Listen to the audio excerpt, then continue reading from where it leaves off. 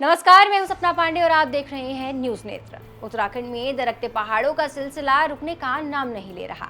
राज्य गठन से अब तक उत्तराखंड में 14,000 से ज्यादा जगह भूस्खलन की घटनाएं सामने आई।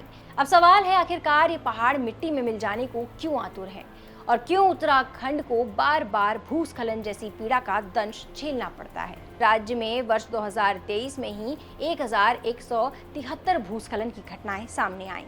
भूवैज्ञानिकों के अनुसार क्या है इसकी वजह, ये जानने से पहले आपको अभी तक हुए सबसे विनाशकारी भूस्खलनों के बारे में बताते हैं। 2013 को उत्तराखंड के इतिहास में कभी भुलाया नहीं जा सकता। केदारनाथ में हुए इस भूस्खलन को सबसे विनाशकारी भूस्खलन और बाढ़ की घटना माना जाता है। जून 2013 में भारी बारिश और ग्लेशियर पिघलने के कारण केदारनाथ क्षेत्र में बाढ़ और भूस्खलन हुआ। इस घटना में हजारों लोगों की जानें चली गईं और बड़े पैमाने पर संपत्ति का नुकसान भी हुआ। इस घटना ने न सिर्फ उत्तराखंड का रूप बदल दिया बल्कि राजनीति का रुख भी बदल दिया। अगस्त 1998 में मलपा गांव के पास हुए भूस्खलन ने भी कई जिंदगियां निकल ली और कई घर अनाथ कर दिए। इस हादसे में करीब 255 लोग मारे गए। इसमें कैलाश मानसरोवर यात्रा पर जा रहे तीर्थयात्री भी शामिल थे। तो वहीं जुलाई 2019 में चमोली जिले के विष्णुगढ़ पीपलकोठी क्षेत्र में भारी बारिश के कारण भूस्खलन हुआ।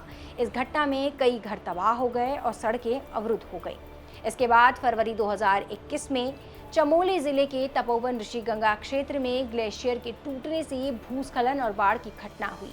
इस घटना में करीब 200 लोग मारे गए और कई इमारतें और बांध तबाह हो गए।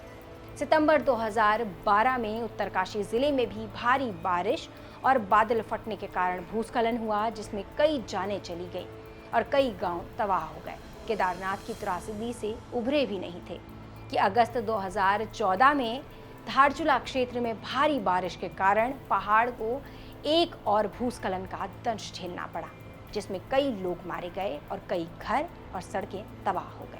अब ये समझना जरूरी है, आखिरकार उत्तराखंड के पहाड़ क्यों दरक रहे हैं। इस पर भूवैज्ञानिकों का क्या कहना है, ये भी जानते हैं। भूवैज्ञानिकों का मानना है कि भारी बारिश और जलवायु परिवर्तन के कारण भूस्खलन की घटनाएं बढ़ रही हैं। प्रोफेसर PS सकलानी, जो कि भूगर्भ विज्ञान के विशेषज्ञ हैं, कहते हैं जलवायु परिवर्तन से बारिश के पैटर्न में बदलाव और बर्फ पिघलने के कारण पहाड़ों की स्थिरता प्रभावित हो रही है।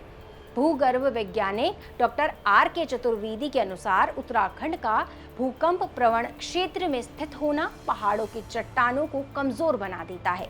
भूकंप से उत्पन्न कंपन पहाड़ों में दरारें उत्पन्न कर सकता है। तो वहीं भूवैज्ञानिक डॉक्टर MC नायक का मानना है कि उत्तराखंड में बढ़ती मानव गतिविधियां जैसे सड़क निर्माण और बांधों का निर्माण पहाड़ों की संरचना को प्रभावित कर रही है।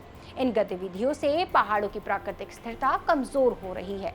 इसी पर डॉक्टर सुषमा पांडे, पर्यावरण भूवैज्ञानिक, कहती हैं कि वनस्पति की कमी और वृक्षों के अंधाधुंध कटाई से मिट्टी की पकड़ कमजोर होती है, जिससे पहाड़ों के दरकने की संभावनाएं बढ़ जाती हैं।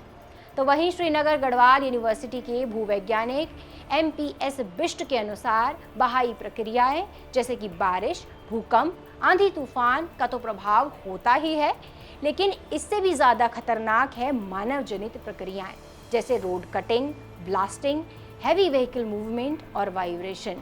उन्होंने बताया, इन सभी चीजों से पहाड़ की जड़ यानी कोर कमजोर हो जाता है। सभी भूवैज्ञानिकों की बातों से यही निष्कर्ष निकलता है कि पेड़ों की बेतहाशा कटान और उससे बदलता पर्यावरण, बार बार सड़कों और सुरंगों के निर्माण के लिए होने वाली ब्लास्टिंग, या सीधा सीधा कहें तो विकास के नाम पर प्रकृति के साथ एक तरफा छेड़छाड़ उत्तराखंड के दरकते पहाड़ों के कुछ प्रमुख कारण हैं। अब सवाल ये है कि विकास के साथ साथ हम उत्तराखंड की भौगोलिक संरचना को कैसे मजबूत कर सकते हैं।